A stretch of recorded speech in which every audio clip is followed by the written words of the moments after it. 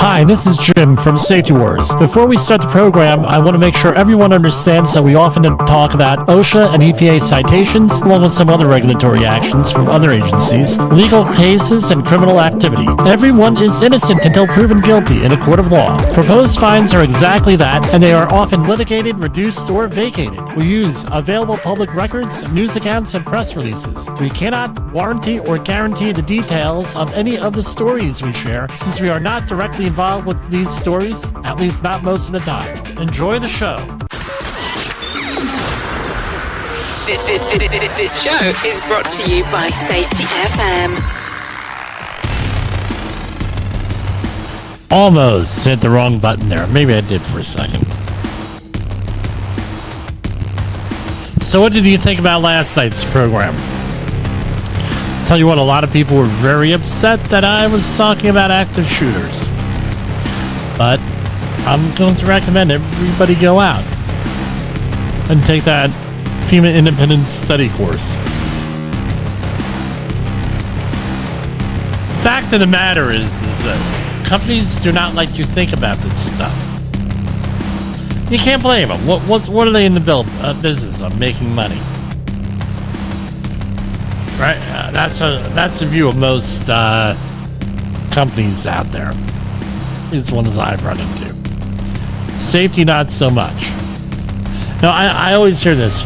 Well, we're not a construction company. We're a safety company that does construction. It's like, freaking really? First, again, safety can only be the fourth highest priority that you could do. That's why they say, well, it's a value, it's inherent in all this. Now, it's all this baloney. I'm going to call it baloney. Safety is, right, cannot be higher than the fourth. You hear Mike Rowe, and with all due respect to Mike Rowe, he says safety third. I'd say safety fourth. You got to get the job, you got to do the job, you got to get paid for the job, then you worry about safety. Believe me, getting paid for the job is like, otherwise you're working for free, and who the hell wants to work for free? You'd be surprised.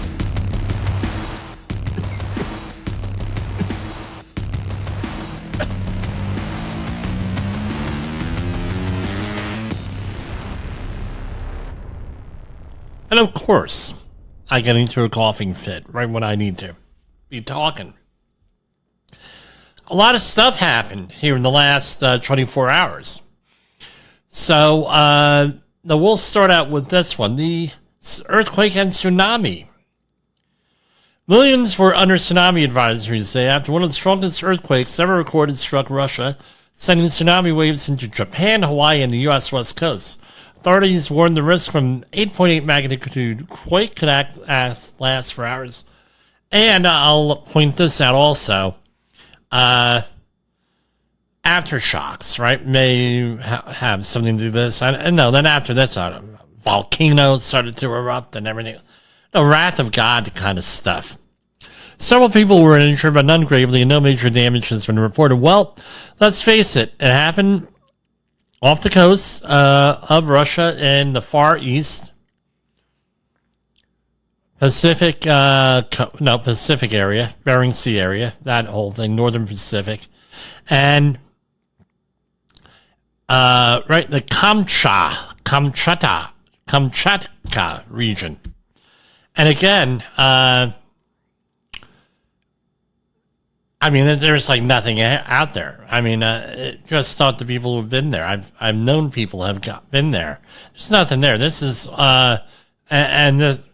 that's pretty good because nobody got hurt. Not so, the population density, not so much over there. So I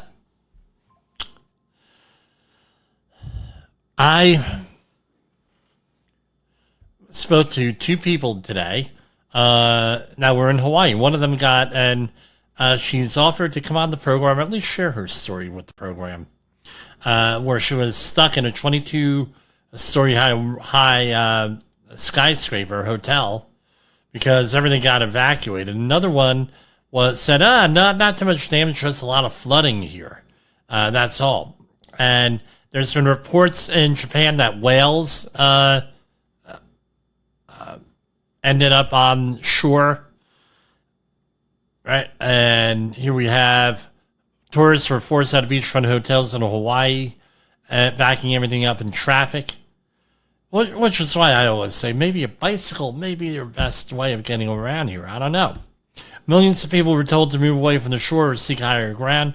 I mean, it's a mess. And like I said, aftershocks, I don't know how they're going to impact this, if they have any at all, right? If that's even relevant here. U.S. Secretary of Homeland Security Kristi Noem said the worst was over.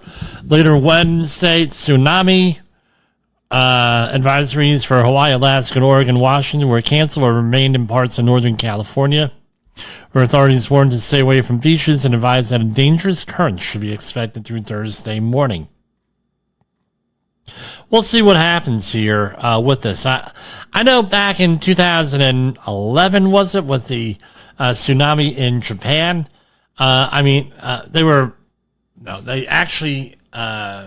The waves, right, because of all the water in the world is connected, and right on the ocean, right, they actually had like a little wave that they were able to measure a certain number of hours after that tsunami on the Jersey Shore.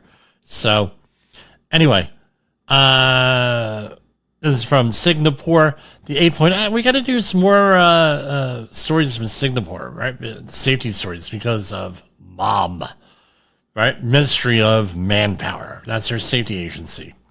The 8.8 magnitude quake off Russia that triggered the tsunami warnings across the Pacific occurred in what is known as a megathrust fault, where the denser Pacific plate is sliding underneath the lighter North American plate. The Pacific plate has been on the move, making Kamchatka Peninsula area off Russia's far east coast, where it struck, especially vulnerable to such tremors, and bigger aftershocks cannot be ruled out. And I don't know. We'll see what happens here. Hope, if you're impacted by that, I hope you get through that. And here we have breaking news. This is some, I don't know. Can I share this screen? Maybe, maybe not. Hold on. Here we have whales. Now, hopefully you're seeing that at home. Actually have whales being washed up. Pretty incredible, right? What a sight to see. Hopefully they got the whales out. Hopefully we won't need Captain Kirk to rescue the whales again.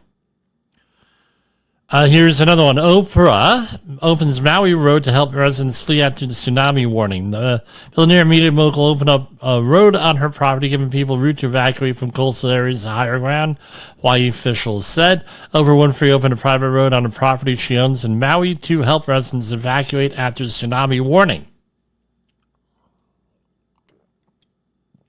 Miss Winfrey, the billionaire media mogul, has renovated a ranch on the slopes of Mount Halakala, a dormant volcano, and owns a road that runs from a coastal area in the southwest part of the island to higher ground. Oprah's road is open to get to upcountry, Maui County officials said in a statement on Tuesday, citing the Maui Police Department. A spokesman for Miss Winfrey, Nicole Nichols, said in an email that law enforcement and FEMA had been contacted to ensure the road was open. Local law enforcement are currently on site helping residents through 50 cars at a time to ensure for everyone's safety. Well, thank you, Oprah. That was very, that's good. Community helping each other there, right? And what else we got here on I opened up like a whole bunch of stories here. Now, big news with the EPA here. Basically that climate change stuff and everything that we've been talking about since about 1986 is under threat of being eliminated here with this. And we have a couple of videos here. Let's see if we can get the videos to play. EPA releases proposal to rescind Obama-era endangerment finding. If finalized, today's announcement would amount to the largest deregulatory action in the history of the United States. We want to hear from the American public. to finalize a regulation that not only proposes to rescind the endangerment finding, but all greenhouse gas emissions that followed on light, medium, and heavy-duty vehicles. It is important for us to understand that what the EPA did was many mental leaps in trying to creatively interpret Section 202 of the Clean Air Act. And for the first time ever, the EPA, in an effort to combat global climate change, end up deciding to reach this endangerment finding and then put forward trillions of dollars of regulations that hit mobile sources, stationary sources, airplanes. President Trump, he called me about a week ago to talk about tailpipe emissions. He was talking about the American auto industry. He was talking about American auto companies and wanting us to do our part to apply that common sense, to be cognizant of what that Trump mandate means. But we also have been focusing on the little things, because not just doing big things is what the American public demands of us, but also doing the small things to fix everything.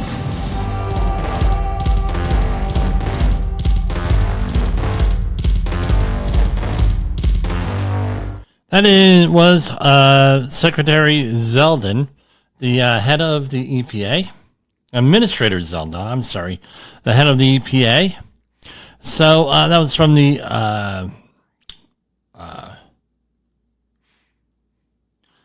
courtesy of the EPA. Right, so here we have, where is the EPA?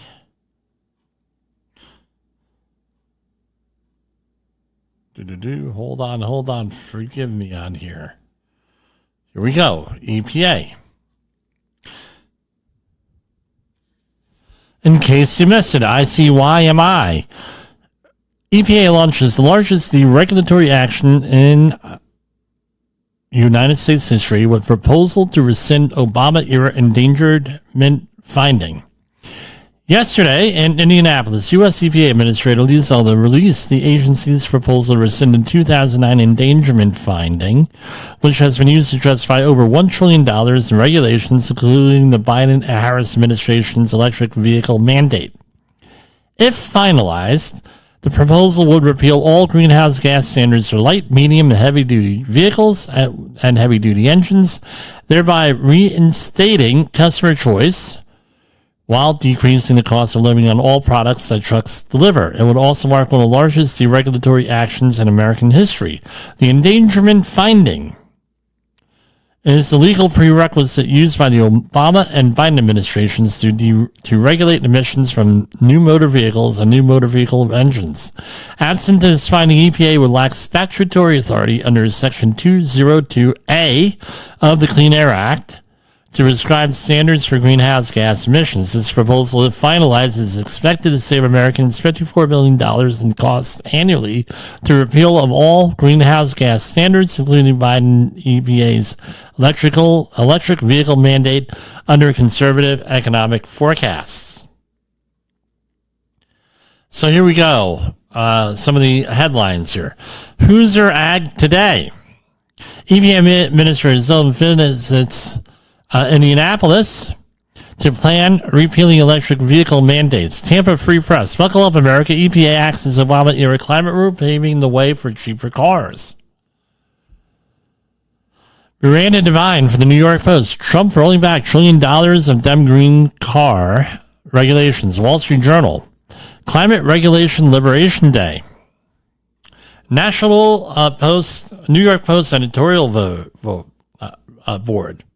Axing EPA's endangerment BS will unleash a new era of U.S. prosperity. And it goes on and on and on. And it's amazing that they only talk about that, right? From the other side, right? Let's see here.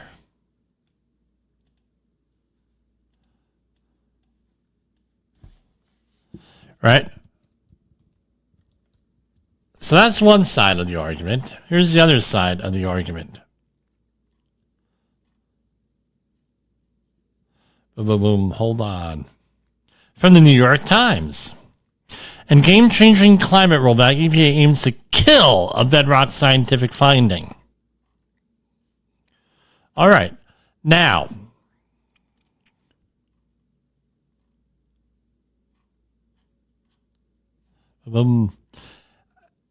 let's talk about this a little bit.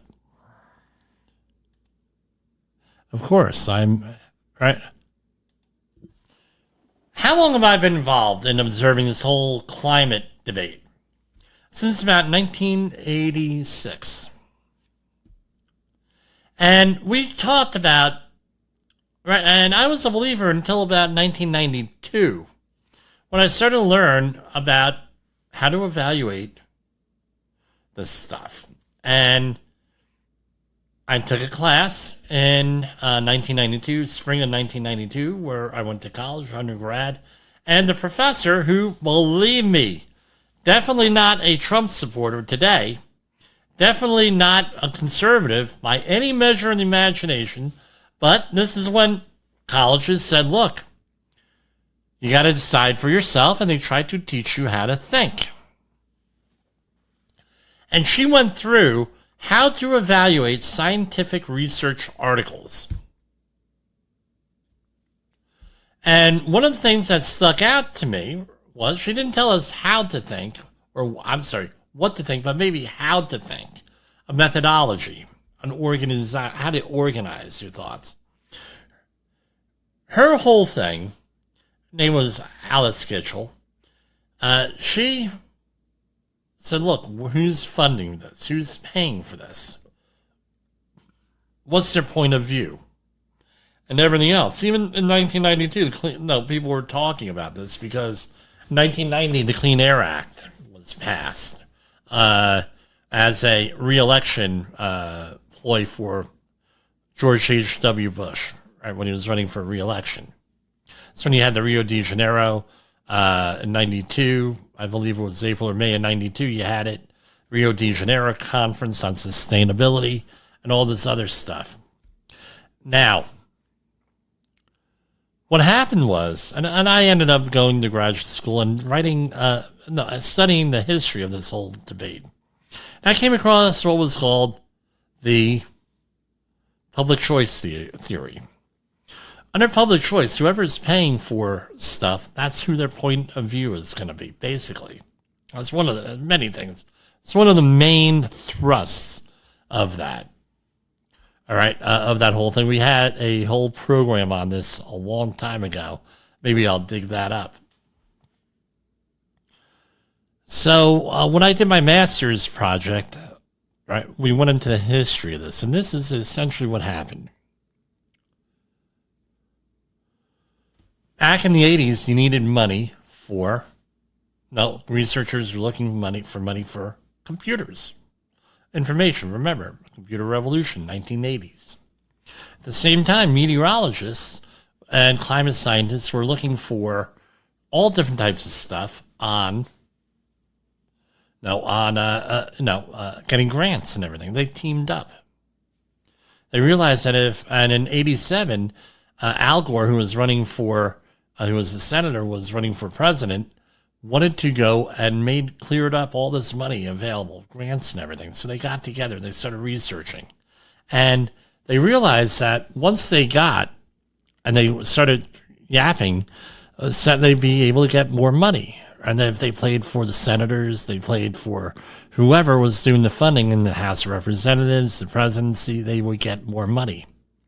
And thus, a lot of stuff came up where we're going to do this, we're going to do that. It wasn't until, I believe it was Julian Assange, released a whole bunch of emails and did what he did, that a lot of emails came out for research. Well, we can't describe it this way because we're going to lose credibility. We got to promote this, promote that. We're going to, and things of that nature. Once money got involved, everything got very corrupt. And then it happened on the other end with the oil companies, and a lot of the oil, you could go and research it, where they were promoting their point of view. And all this came into it. And what conclusions, right? Again, all this knowledge is great, but what conclusions?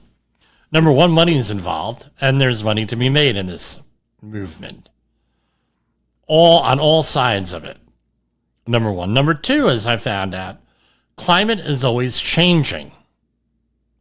Probably on a micro level from pollution and everything. Yeah, again, and believe me, I believe in clean air and clean water and everything else.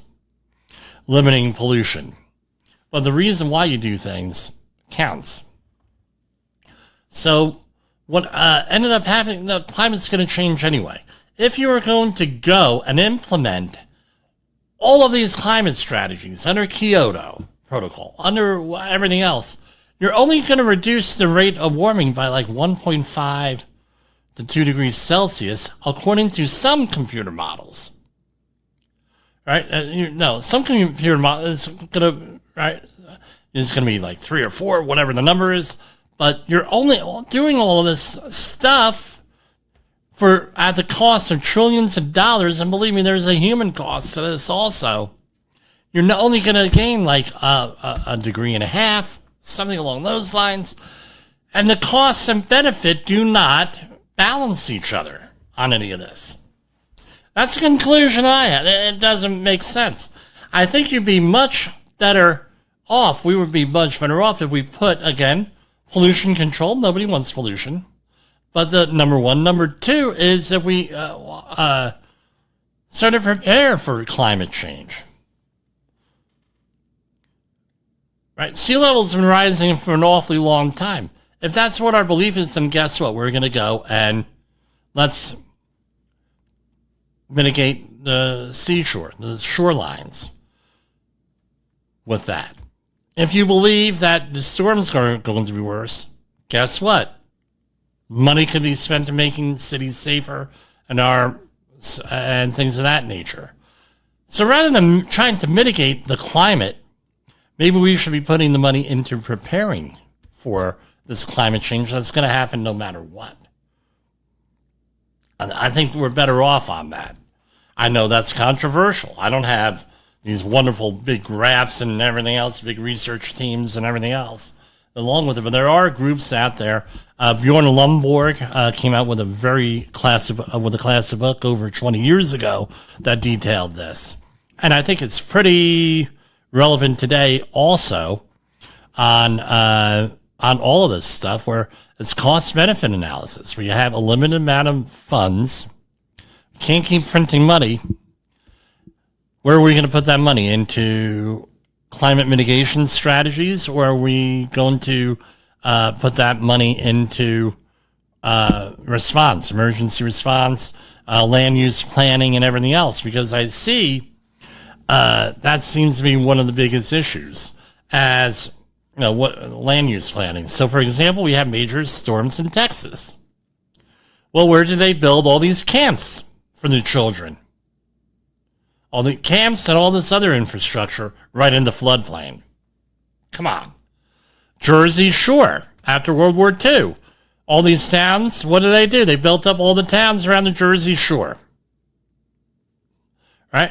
And for years, we saw the same 3 houses getting destroyed by... Why would you? You're worried about sea level rise? Why are we building this stuff? And on this, right? And the other thing is this.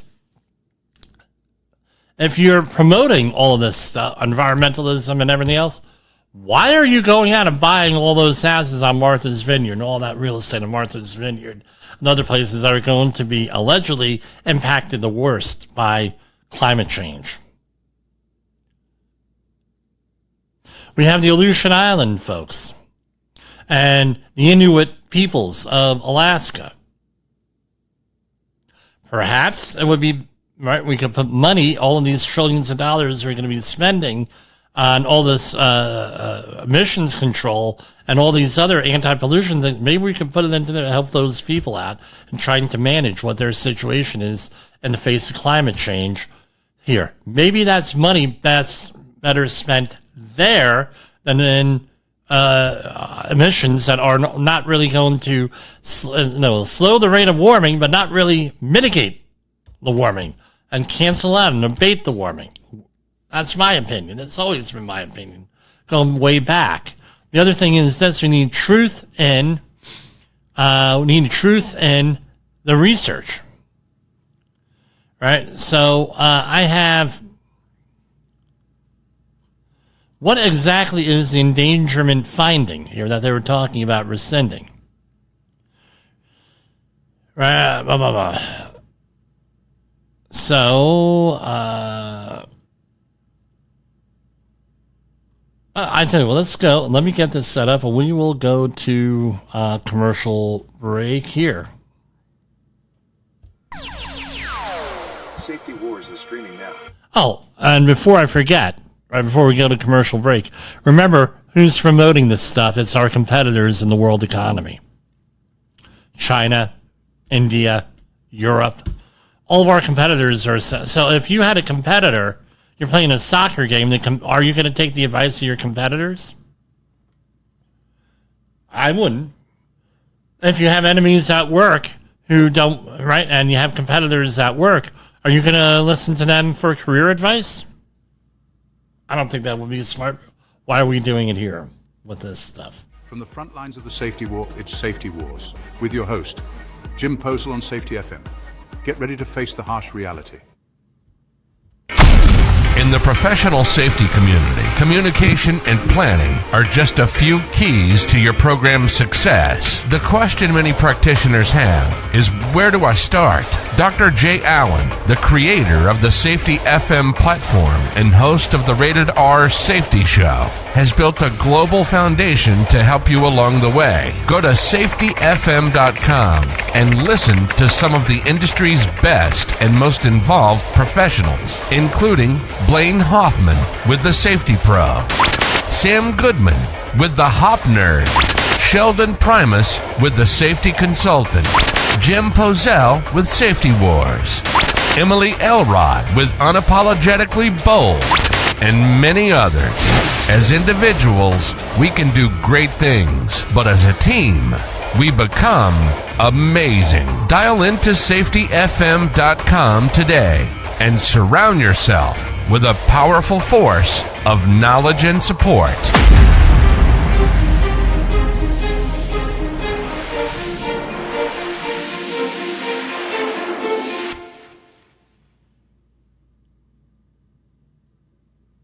OSHA recordables, catastrophic losses, environmental disasters. You want answers? So do I. This is Jim Posel with Safety Wars. That's my daddy!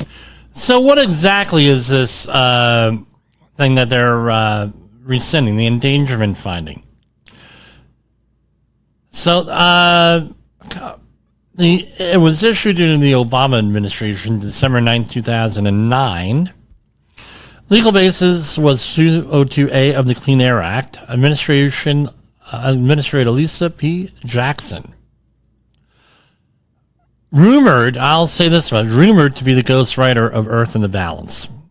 Right? There was, I know some people who knew her personally about 30 years ago, and when the Earth in the Balance came out, and they said that she was the one who ghostwrote it. I don't know if that's true or not. But anyway, the finding consists of two determinations. Right? So basically, there was in 2009, EPA endangerment finding is a formal determination by the U.S. EPA that greenhouse gases pose a threat to public health and welfare, that emissions from new motor vehicles contribute to that pollution. The finding consists of two determinations. 6 greenhouse gases, CO2, CH4, N2O, HFCs, PFCs, and sulfur SF6.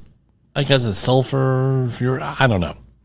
Right? Collectively endanger the public health and welfare of current and future generations. These gases contribute to climate change, which can lead to extreme weather, sea level rise, air quality degradation, threats to food and water security. So what I'm just saying, to summarize, this is what we should have been worried about. Mitigating all of these things. Right? Would have been cheaper, would have been more effective, because we're only slowing down the rate of warming, even though proponents of these policies will say that, not actually stopping it. Emissions of these greenhouse gases from new motor vehicles and engines contribute to the greenhouse gas pollution that endangers public health and welfare. why it matters. This finding was not a regulation, but it was a legal prerequisite for regulating greenhouse gas emissions from vehicles and other sources under the Clean Air Act. It laid the foundation for subsequent EPA rules, including the Clean Power Plan, vehicle fuel efficiency standards, greenhouse gas performance standards for power plants. What was the context? Prompted by the 2007 Supreme Court decision, Massachusetts versus the EPA, which ruled that EPA must determine whether greenhouse gases are pollutants that endanger public health or welfare. Finding has withstood multiple legal challenges. The impact. It enabled the U.S. government to take regulatory action on climate change even without new legislation, and it remains a cornerstone of federal climate policy and a target in political debates over environmental regulation. So that's basically it, right? With that. So if you don't like the 2007 climate change, this decision, legal decision, you go back to the 1998 Clean Air Act, and who was the one who signed that? Because he was running for re-election in a couple of years, and he wanted to get re-elected, and that's to be, quote-unquote, I heard this from time immemorial in 1992, the environmental president. It was the Republican George H.W. Bush. So, again, what's this doing? It's just saying, look, it's not a pollutant. These 6 things are not pollutants. That's essentially it. Again, at a cost of $1 trillion in regulations, right? $1 trillion. It's a lot of money, folks. A lot of money to be taken out of the economy here. I don't know. We'll see what happens. Now let's talk about safety. We're going to again play a video from the Chemical Safety Board here. It's actually, again, I think I'm promoting them a little bit. Some people don't like that. Why am I promoting? Why are you promoting Chemical Safety? Well, I think that they do pretty good work, and that's one of the things that we need to promote is that they do not do what OSHA does. They do what they do, which is investigate accidents at a very high level. An independent, non-regulatory agency created by Congress that investigates catastrophic chemical incidents and makes recommendations to prevent similar events from occurring.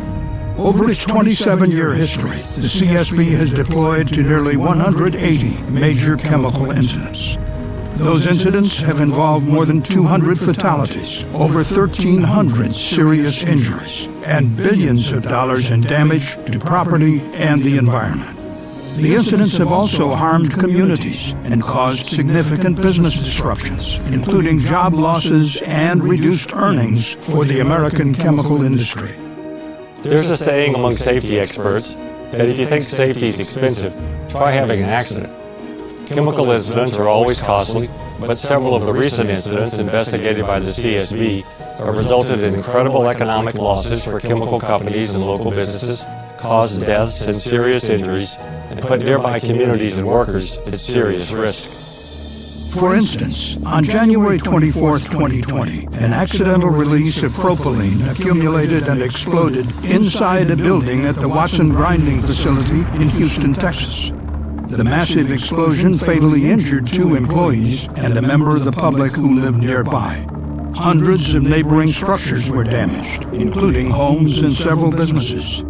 As a result of the incident, Watson Grinding filed for bankruptcy, and the company is no longer in business. Approximately $90 million in settlements and judgment amounts have been awarded to victims and nearby residents impacted by the explosion. On November 27, 2019, major explosions and fires occurred at the TPC Group chemical plant in Port Neches, Texas, when a piping section ruptured, releasing highly flammable butadiene that quickly ignited. The resulting pressure wave destroyed parts of the facility and injured 2 TPC employees and a security contractor. Residents living within 4 miles of the plant were ordered to evacuate, and the blast reportedly was felt up to 30 miles away. The incident caused $450 million in on-site property damage and $153 million in damage to nearby homes and businesses. The explosion also led to reduced usage of the Sabine-Neches waterway, the nation's third largest waterway by cargo volume and a major economic driver in the United States. On June 21, 2019, a large vapor cloud ignited at the Philadelphia Energy Solutions refinery in Philadelphia, Pennsylvania, causing an enormous fire and multiple explosions. The explosions caused the release of over 5,000 pounds of highly toxic hydrofluoric acid that potentially threatened the surrounding community. Additionally, a huge metal fragment weighing approximately 38,000 pounds flew completely across the Schuylkill River, and other large fragments landed in the refinery. The incident caused an estimated $750 million in property damage and ultimately led to the refinery's permanent closure and the loss of more than 1,000 jobs. And on April 26, 2018, a massive explosion at the Husky refinery in Superior, Wisconsin, sent metal debris flying through the air. One metal fragment punctured a nearby asphalt storage tank, allowing 17,000 barrels of hot asphalt to spill from the tank and ignite, causing multiple fires. Roughly 39,000 pounds of flammable hydrocarbon vapor were released into the air. 36 people were injured by the incident, and there was over $550 million of property damage at the facility. More than 2,500 residents of Superior were evacuated from their homes. The CSP found that these incidents all had one thing in common: they were completely preventable. In response to the many incidents investigated by the CSB, the agency has issued over 1,000 safety recommendations to make the chemical industry safer while maintaining economic productivity, protecting jobs, and keeping workers and communities safe. Strong safety programs are critical for the economic success of our nation's chemical industry and for the health and safety of the people who work in chemical facilities and those who live near them. If the CSB's many safety lessons have prevented at least one catastrophic chemical incident, the money saved by protecting lives, preventing serious injuries and damage to facilities, safeguarding surrounding communities, and avoiding costly litigation and legal settlements far exceeds the CSB's modest annual budget. The CSB more than pays for itself in costs saved by preventing serious chemical incidents.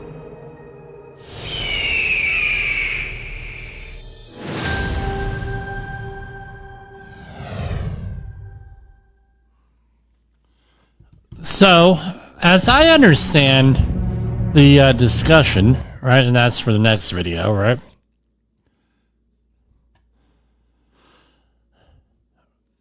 As I understand it, right, and I'm going to advocate, I'll advocate for them.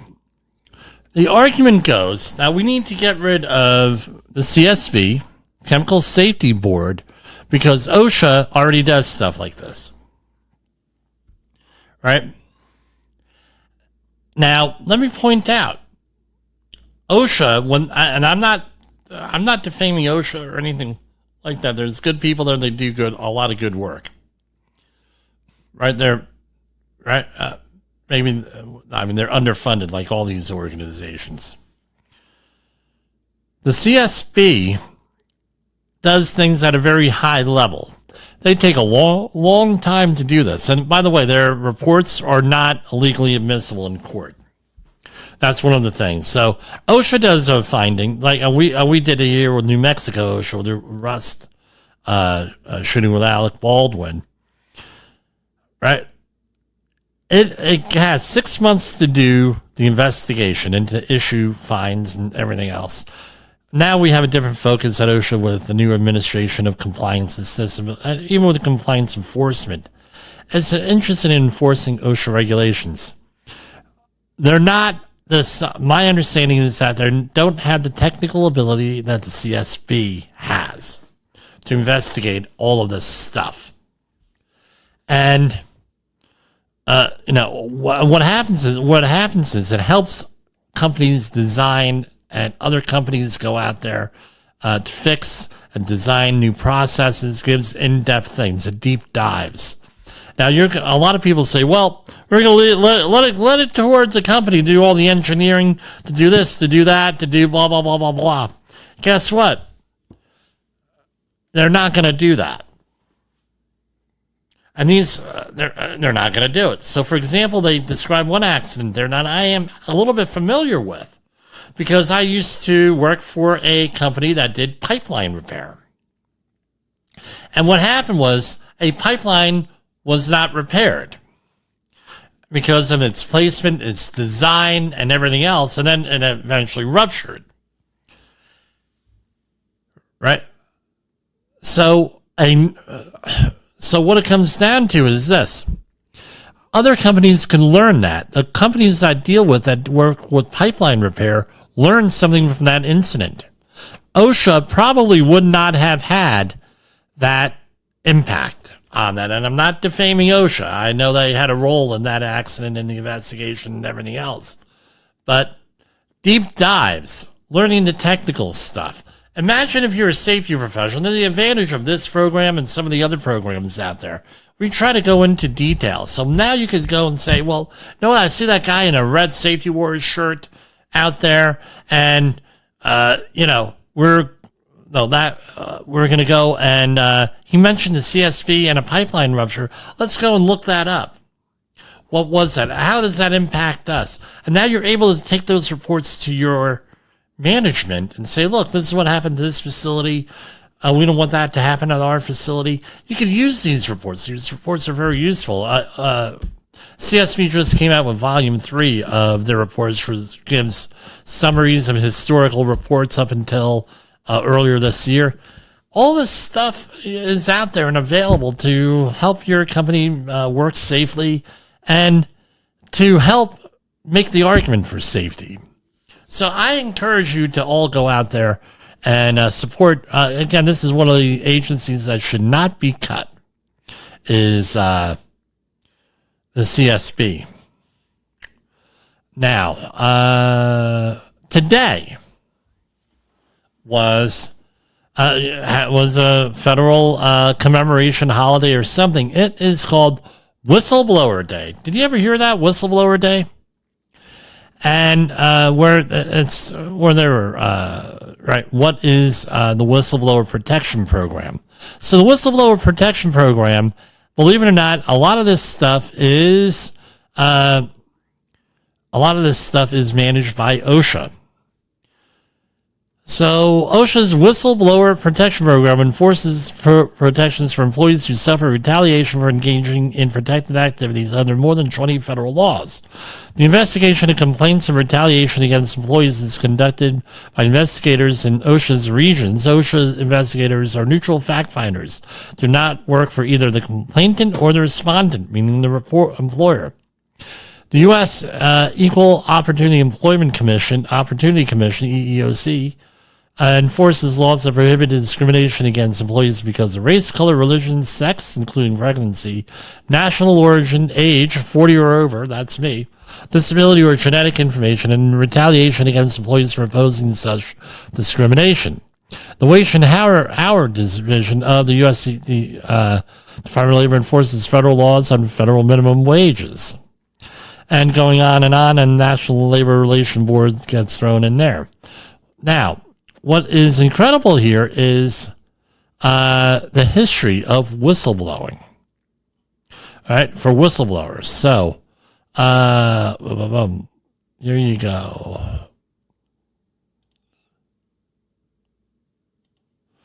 Again, if you're a 10-hour course person, right, teaching this, right, it's supposed to be in the first hour normally of this. This is right. This is all in there. So I saw here. Hold on. How to file complaint, find out other information. I'm sorry. I'm supposed to do a share screen on here. So, here I now. And it's an interesting history here, right? So let me go to this. Let me Google the history of whistleblowers in the U.S. Whistleblowers are individuals that have come forward to disclose critical information about wrongdoings and frauds. It was in 1863, Abraham Lincoln enacted the False Claims Act. Under this act, whistleblowers may receive rewards for exposing wrongdoings in the form of a percentage of the total sum recovered through their efforts. In 2006, a new whistleblower law was enacted to enable individuals to expose tax frauds, including underpayments and other violations of the Internal Revenue Law. A little secret there. Under that law, if you report someone for a tax fraud, they audit you. Right first. The False Claims Act applies to whistleblowers reporting the illicit use of federal funds in areas like Medicare fraud, government contractor fraud, and environmental fraud. So the timeline is here. In 1777, there were America's first whistleblowers, Samuel Shaw and Richard Marvin. They were naval officers, right? 1777, that's before the current, for the country, really. Well, 1776, signing the Declaration of Independence, and then, what was 1789 was under the current Constitution. We were formed, right? So depending on how you want to count here. Part of a small group of men who had witnessed their commanding officer torture British prisoners of war reported their leader for his actions, but in common with modern whistleblowers for reporting the misconduct of the Navy's highest officer, Shaw and Marvin were both dismissed from the Navy. The commanding officer also filed a criminal libel suit against the two men that led him to being placed in jail, awaiting the outcome of the lawsuit. Shaw and Marvin asked Congress for help, explaining that they had been arrested for doing what they believed to be their duty. Appalled, the Continental Congress then enacted in 1778 the nation's first whistleblower protection law. By unanimous consent, authorized money to defend the two men and ordered Hopkins to be fired. The two men, Shaw and Marvin, won the lawsuit. And then you had Ernest Fitzgerald in 1968, reported a $2.3 billion cost overrun in the Lockheed C-5 transport aircraft. Right? Again, long history here, right? Karen Silkwood was another one. Right? Whistleblower. Linda Tripp, another one in 96. Cynthia Cooper, who may sound familiar.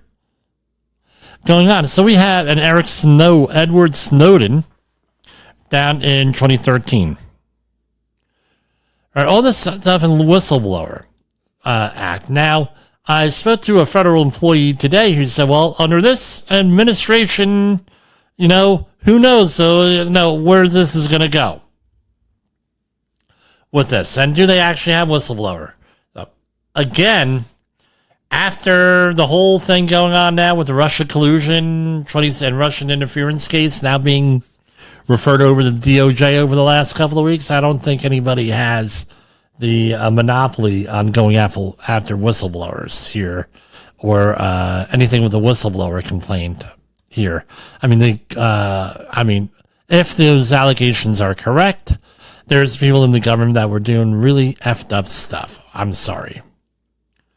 And again, you have a right under OSHA, right, to report your employer if they retaliate against you within certain thresholds and time limits for reporting unsafe hazards, right, here.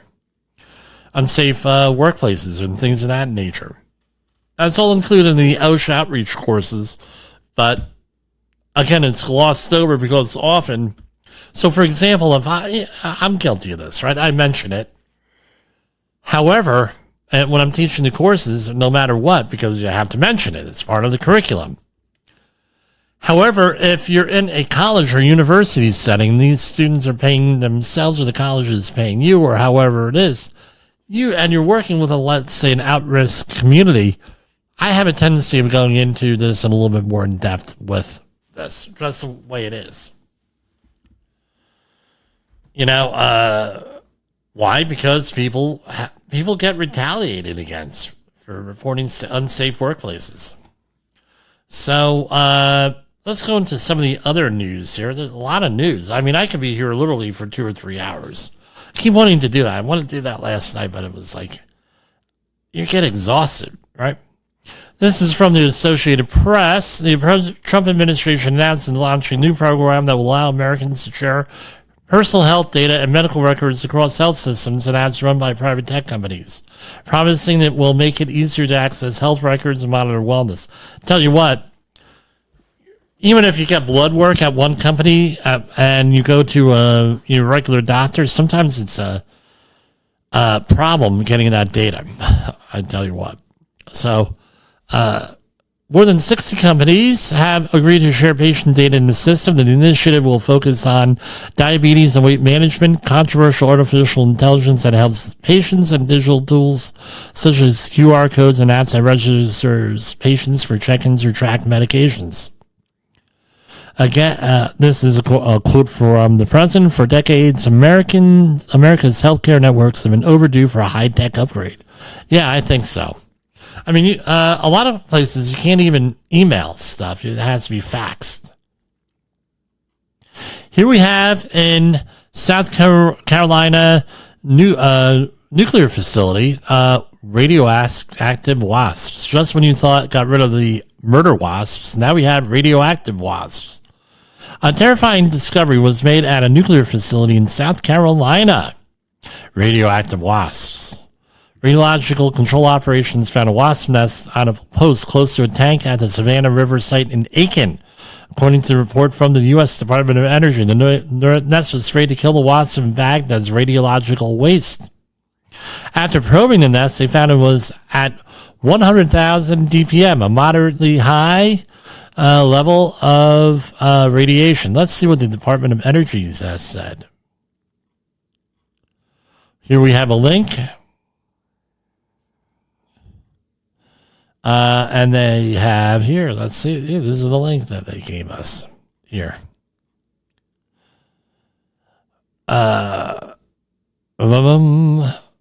Description of occurrence. Radiological control operation discovered a wasp nest on stanchion near 241 blah blah blah, adjacent to tank 7 in a controlled area. The wasp nest was sprayed to kill the wasps. RCO probed the nest and discovered it was probing 100,000 dpm, right? Per 100 centimeters squared beta and gamma radiation. This contamination is level is greater than 10 times the total contamination values allowed. The wasp nest is considered an on-site legacy radioactive contamination not related to a loss of contamination control. The delay in reporting was to allow time for the reviewing process previous wildlife contamination for consistency in reporting criteria. No further action. All right.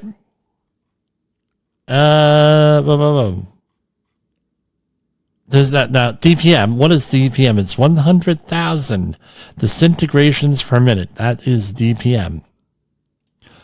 With that, that's it. Now here's another one. I mean, my kids love summer camp, right? But here we have adult summer camps. Really? I guess people are looking for a connection, and if this is how they feel they need to get it, then that's fine. Summer camp isn't only for kids is from CBSNews.com. Yelp reports a nearly 358% increase in searches for adult summer camps this year as people search for community and nostalgia. I read about this a couple years ago, but apparently it's gotten more and more popular. What's really cool is that all the activities are planned for you. At Club Getaway in Kent, Connecticut, campers 21 and older come together for every weekend to meet new friends and be a kid again. I did overnight camps when I was younger, and I remember going out onto the water, going rock climbing, but why do that? Why not do that with some alcohol? Ooh. Open to children during the week, Club Getaway is welcoming adults for 50 years. I think people come here for an experience. They want to meet new people. They want to try different things, feel part of a community. I mean, I've heard of this, except in a different context. Here in a, how can I say this? What kind of context was it? That kind of context. Shameful. We're coming up with some new promos you're going to like here. Virginia, lawmaker doused with gas and set on fire at a magazine where he works by man in personal attack. Well, I think setting you on fire is a personal attack. I don't think you can get much more personal. A Virginia lawmaker was doused with gasoline and set alight at his office in a personal attack by an unhinged local man. Hayes dumped the contents of a 5-gallon container on top of Volger before sending him a light. He has now been charged with attempted first-degree murder and aggravated malicious wounding. What is going on with this guy? No details have been shared on the alleged personal matter between Volger and this other person. Investigators have yet to on this. So apparently the man is also got going through a divorce who did this. Tell you what, I hope that the the victim makes a complete and total recovery on this one.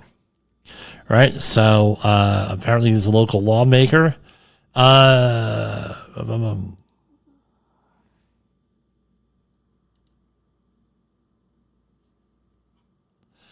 So we'll end with this one. This is a little bit, shameful. This is from the U.S. Sun. .com. The-sun.com. Sex photos. Major sex toy leak reveals shoppers who bought them and even personal emails as company scrambles to fix the bug. Right. The app is also used to find like-minded thrill seekers, according to the company. Came under fire in 2017 for minor bug. I tell you what, if you're doing this kind of stuff, I'm not sharing the screen because it's like way over the top here. If you're doing this kind of stuff, you're doing it online or anything online, remember, computer security is an oxymoron. There is no such thing. If it's in a computer somewhere, it's findable, it's discoverable. And, and if you're doing things shameful, shame on you. Here's one more. As financial woes mount, colleges are starting to cut majors. Degrees are being eliminated or scaled back at Boston University, Clark. It's from Archive.is.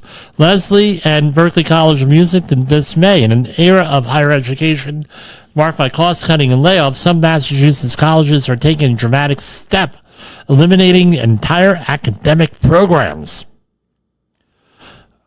So, what are they shuttering? Boston University will be shuttering satellite programs in social work at several of their satellite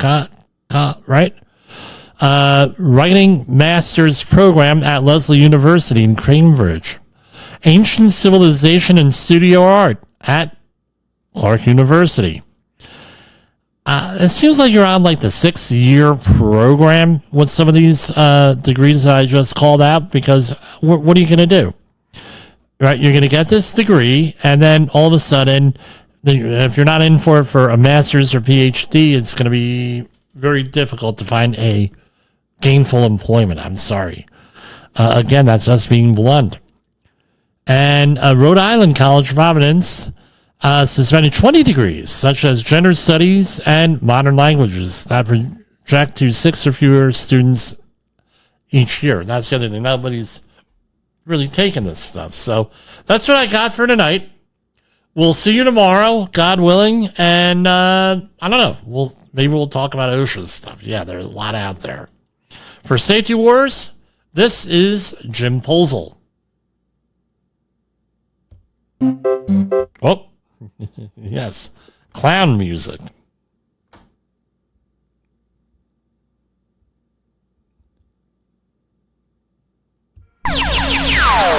Safety Wars is